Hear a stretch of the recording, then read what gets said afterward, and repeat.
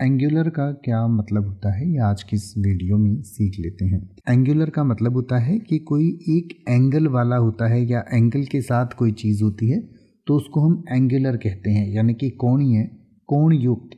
कोणयुक्त मतलब जिसमें कोई कोण बनता है, नुकीला या कोनेदार। यानी कि angular has several meanings depending on the context, यानी कि कॉन्टेक्स्ट के हिसाब से एंगुलर के कई अलग अलग मतलब हो सकते हैं।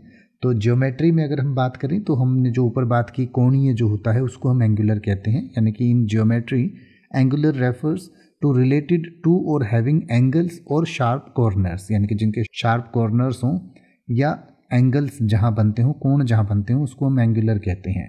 फिजिक्स की बात करें तो in physics angular often relates to angular motion और angular velocity which refers to the motion of an object around an axis, यानी कि एक किसी ऑब्जेक्ट का जो मोशन है उसके एक्सिस पर, उसको हम एक एंगुलर कह सकते हैं, जैसे कि एंगुलर वेलोसिटी होती है या एंगुलर मोशन होता है किसी चीज़ का।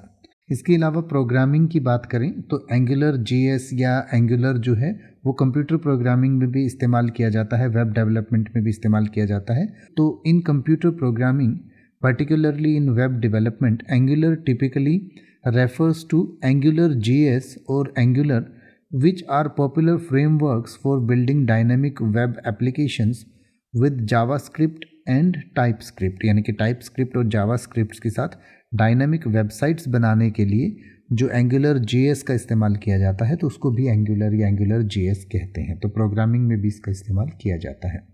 अब आप ऐसे ही किसी भी वर्ड का मतलब हिंदी और इंग्लिश में YouTube पर सर्च कर सकते हैं, आपको मेरी वीडियो मिल जाएगी जिसमें आप बिना किसी फालतू बकवास के सीधा उस वर्ड का मतलब समझ पाएंगे। तो ऐसी ही वीडियोस को देखते रहने के लिए चैनल को सब्सक्राइब करें और बेल आइकन को प्रेस करें।